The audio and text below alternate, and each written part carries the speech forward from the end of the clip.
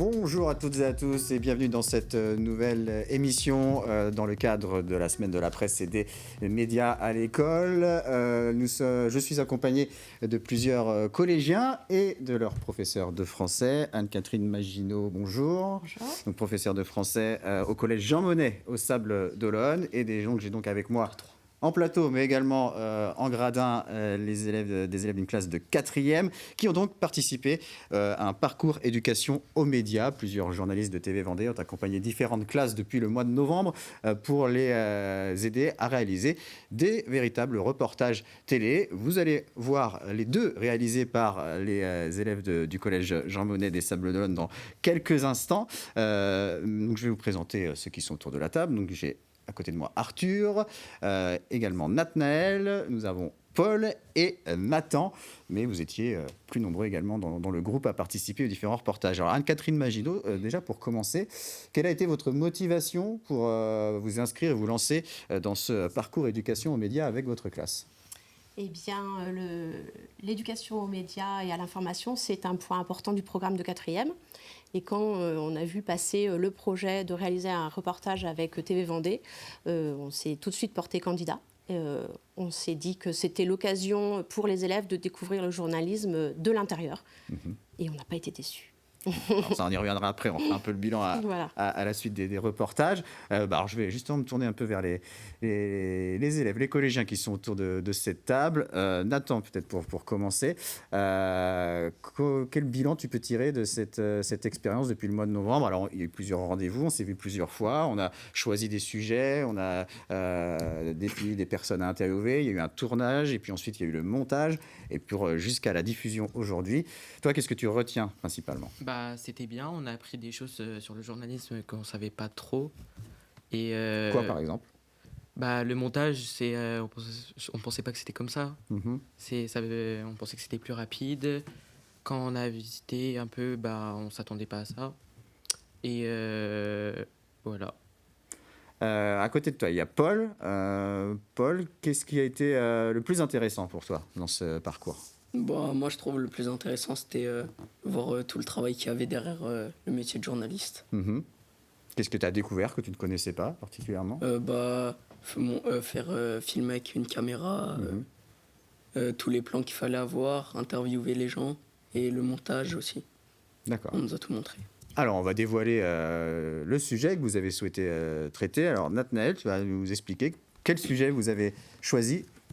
L'Arena, parce que c'était une nouvelle infrastructure à découvrir et puis il y a de l'actualité avec des concerts et bien d'autres choses. Donc l'Arena des Sables d'Olonne qui est en chantier. Donc, on a été tourné sur le chantier de l'Arena des Sables d'Olonne. Toi, qu'est-ce que tu retiens de toute cette expérience ? Le jour du tournage, que moi personnellement j'ai bien aimé, la caméra, etc.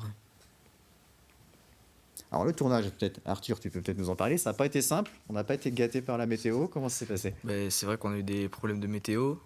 Et puis après, forcément, sur un chantier, il y avait de la boue. Mais sinon, ça reste une belle expérience pour le tournage. Et ça reste sympa. Puis voilà, on a rencontré les boxeurs. C'était assez bien quand on a discuté avec eux, on a fait des photos. Après, on a fait les trucs pour le tournage, quoi, aussi. Est-ce qu'il y a des choses qui t'ont surpris dans la découverte du métier de journaliste, de JRI, journaliste de télévision ?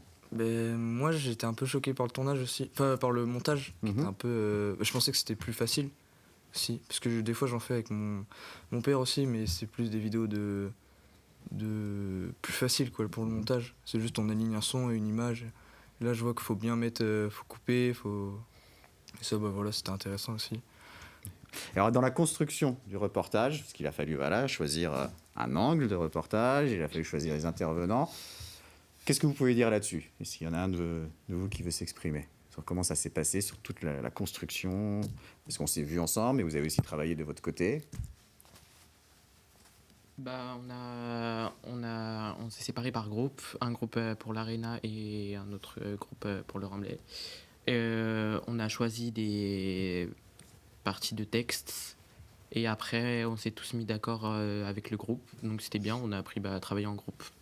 Et voilà, on s'est bien amusé, on a appris à faire les voix off aussi, ce qui était assez bien. Et voilà. Très bien. Eh ben moi, ce que je vous propose, c'est qu'on regarde tout de suite le résultat de votre travail. Donc, ce sujet sur l'Arena, le futur complexe au Sable d'Olonne, qui a été imaginé en 2005. Il se situe à 3 km des plages. Il sera destiné à des événements sportifs ou culturels. Et donc, s'annonce déjà comme un lieu incontournable de la vie sablaise. Un équipement très attendu par certains sportifs qui vont pouvoir profiter de ces installations de qualité. On regarde le reportage. Boxeurs professionnels au club des Sables d'Olonne Box 85, Enzo et Hugo Gros scrutent l'avancée des travaux de l'Arena, dans laquelle prendra place leur nouvelle salle d'entraînement. Les deux frères sont impatients d'en profiter. Cette salle de boxe, ils l'attendent depuis de nombreuses années. Nous, on a une vieille salle. De base, on était à la Chaume, donc travaillait ça, il y avait des fuites, tout ça. On nous a relogés en attendant près du cinéma. Et du coup, là, on nous a mis dans cette nouvelle salle et ça va bien parce que ça va pouvoir dynamiser avec les autres sports, le basket, la gym, tout ça. On nous a promis que des compétitions allaient se passer plus souvent ici, donc on va proposer nos dates et après, ça sera à la mairie de voir ce qui est possible. Hugo Gros, champion de France, Elite 2023, espère aussi que l'Arena permettra d'accueillir des tournois importants, pourquoi pas avec l'équipe de France. Une chose est sûre, ces nouvelles infrastructures vont permettre à leur club de se développer. Tous les équipements seront neufs. On n'aura que des choses neuves, on aura un nouveau ring, des nouveaux sacs. Niveau superficie, on ne sera pas forcément plus grand que ce qu'on est maintenant, mais on aura ce qu'il faut pour nous entraîner.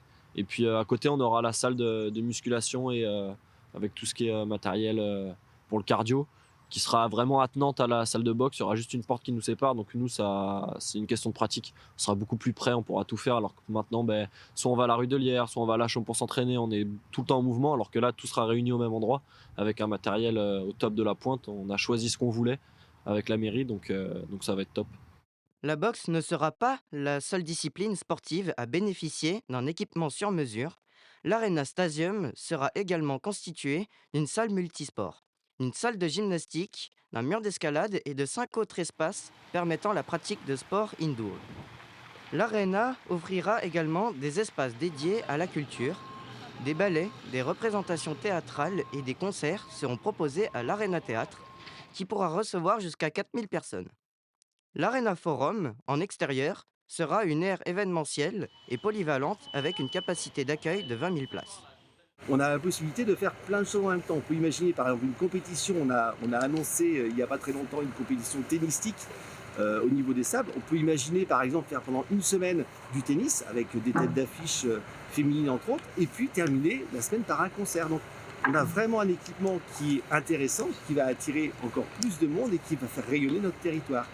Les événements culturels extérieurs et les rassemblements sportifs auront lieu dès cet été, avec comme premier événement le concert des Black Eyed Peas le dimanche 29 juin.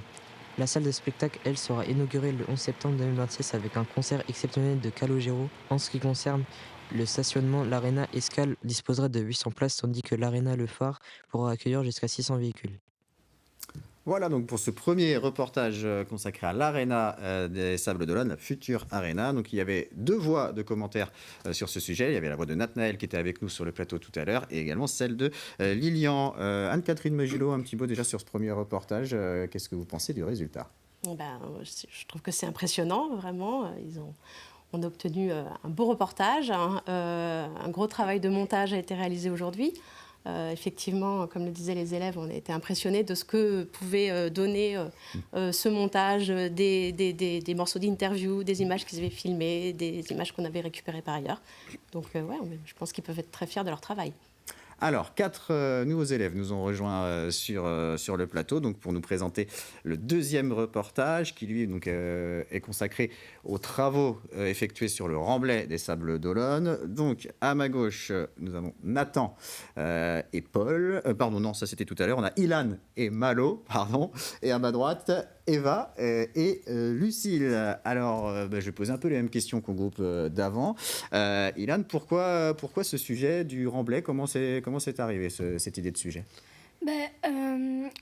On a choisi ce sujet parce que le mur du remblai s'était effondré à l'époque et ils ont décidé de reconstruire, mais avec un mur chasse-mer. D'accord. Et donc, ce mur renvoie les vagues. Et c'était intéressant parce que c'est quelque chose qu'on ne voit pas partout, qui a été installé très peu autour de chez nous en France. Et voilà. Alors, Malo, qu'est-ce que tu peux dire toi, sur ce parcours média, tout le travail que vous avez fait depuis le mois de novembre? J'ai beaucoup aimé puisqu'on a fait plusieurs séances. Mhm. Et en plus, on a visité les plateaux, les différents plateaux, les travaux qu'il y avait. Mhm. Et alors, sur vraiment la construction du reportage, le travail en groupe, etc., qu'est-ce qui t'a plu? Surtout se déplacer sur le terrain pour filmer avec la caméra. D'accord. Lucille, qu'est-ce qui a été le plus compliqué depuis le début dans la réalisation des reportages? Je pense la météo, ça a été un peu compliqué. Le jour du tournage, en effet, il pleuvait beaucoup. Oui. Oui, donc, mais après, ça va, on s'en est sorti quand même. Et on a réussi à filmer les photos et ce qu'on voulait. D'accord. Et qu'est-ce que tu retiens principalement de tout ça? Que c'était une belle expérience et que ça nous a appris beaucoup de choses sur le métier qu'on ne connaissait pas avant. Et voilà. Eva, un peu la même question. Qu'est-ce qui t'a plu? Qu'est-ce qui a été le plus intéressant? Qu'est-ce qui a été le plus compliqué également? Ce qui a été plus compliqué, c'était aussi le temps. Mais moi, j'ai bien aimé quand on s'est déplacé pour aller prendre des photos. Et alors, est-ce que vous êtes content du résultat qu'on va voir dans quelques instants? Franchement, moi, ça m'a plu. Et puis, on a fait de belles images et je pense que ça va être un bon reportage. Très bien. Une dernière question avant qu'on voit ce reportage. Est-ce que maintenant, quand vous verrez des reportages à la télévision, alors sur Télé Vendée ou sur d'autres chaînes, vous allez les voir différemment, en sachant un petit peu comment derrière ça a été construit? Eva, par exemple. Je sais pas trop. Oui, parce que du coup, on sait ce qui se passe derrière. Et je sais pas. Et toi, Lucille, est-ce que ça change ta vision des choses? Oui, parce qu'on voit le travail qui nécessite qui nécessite un peu tout le truc qu'il y a derrière. D'accord. Malo, pareil, tu vas regarder différemment le reportage, tu vas dire, ah tiens, ils ont dû faire ci, ça. Du coup, je verrai pas du tout pareil, parce que pour moi, c'était juste filmé, quoi. Et c'était mis en directement. Ok. On va tout de suite regarder le résultat final de votre reportage. Donc, un sujet qui parle notamment d'une solution face à la montée des eaux qui impactent les littoraux. Et c'est donc le cas au Sable d'Olonne où un mur chasse-mer a été construit, donc comme tu l'expliquais, Ilan. Et la ville a également profité de ces travaux et de ce mur chasse-mer pour réaménager la voirie du Remblai. Et donc, c'est le sujet de ce reportage réalisé par les élèves de 4e du collège Jean Monnet. On regarde. Des blocs de béton armés de 6 tonnes et de 2 mètres de haut sur 2 mètres de large ont été installés sur la grande plage des Sables d'Olonne. En octobre 2022, 3 tempêtes successives et de grandes marées avaient endommagé une partie de l'ancien mur du sous-boissement au niveau de la promenade Georges Godet. Une partie du mur s'était même effondrée. La ville a donc dû réagir rapidement en construisant un mur chasse-mer. On a imaginé, avec un bureau d'études, de lui donner une forme incurvée.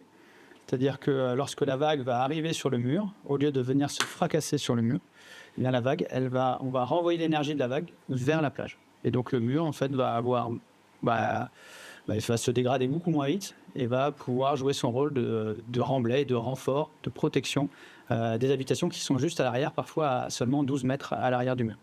Parallèlement à la construction du mur chasse-mer, la ville des Sables d'Olonne poursuit les travaux du réaménagement de la voirie. La promenade Clémenceau et la promenade Georges Godet avaient conservé un aménagement routier qui datait des années 50. Mais la mobilité change.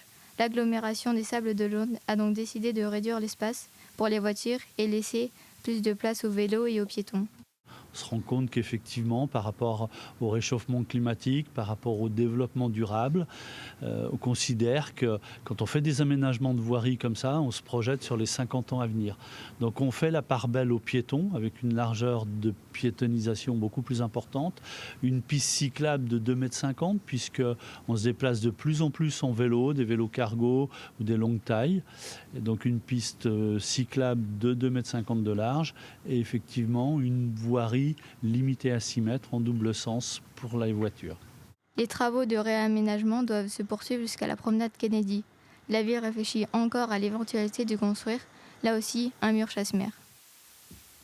Voilà donc pour ce deuxième reportage des élèves du collège Jean Monnet consacré aux travaux sur le Remblai des Sables d'Olonne.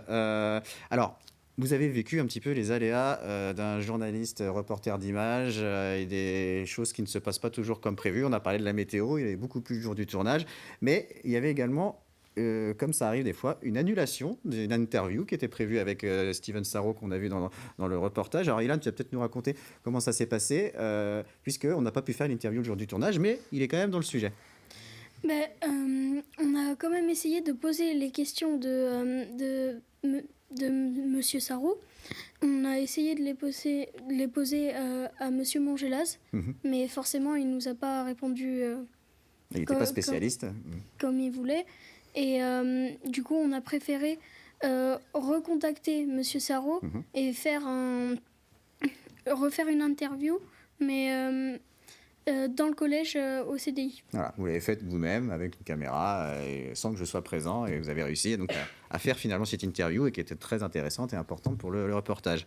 Anne-Catherine Maginot, un petit bilan de ce parcours. Comment vous avez trouvé vos élèves? Qu'est-ce qui vous a plu? Qu'est-ce qui vous a surpris? Et est-ce que ça vous a donné envie de renouveler l'expérience ces prochaines années? Oui, si j'avais la possibilité de renouveler l'expérience, j'en serais ravie. Non, c'est une expérience vraiment très positive. Pour moi, j'ai beaucoup apprécié. Et puis, le faire avec les élèves, c'était vraiment... Enfin, les élèves, je pense, vont s'en souvenir. Ils auront appris beaucoup de choses. Et puis, comme ils l'ont dit d'ailleurs, ils auront, je pense, pris conscience qu'une information, ce n'est pas simplement une vidéo qui circule sur les réseaux sociaux, que derrière, il y a un vrai travail de recherche, un travail de réflexion. Qu'est-ce qu'on va vouloir dire? Comment on va vouloir transmettre l'information?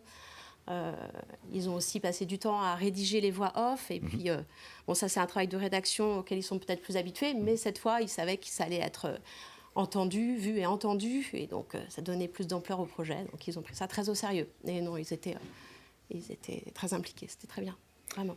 Eh bien, pour conclure cette émission, ça va être à moi de vous féliciter et de vous remercier pour tout ce travail. Vous avez été vraiment très attentif à toutes les consignes qu'on a pu vous donner. Vous avez fait du bon travail quand j'étais là, mais aussi uniquement avec votre professeur quand je n'étais pas là. Et je pense que vous pouvez être fiers du résultat final avec donc, ces deux reportages. Merci beaucoup à vous. J'espère que peut-être que ça a donné des vocations à certains. Et en tout cas, comme on le disait tout à l'heure, vous allez peut-être voir maintenant les reportages télé de manière différente.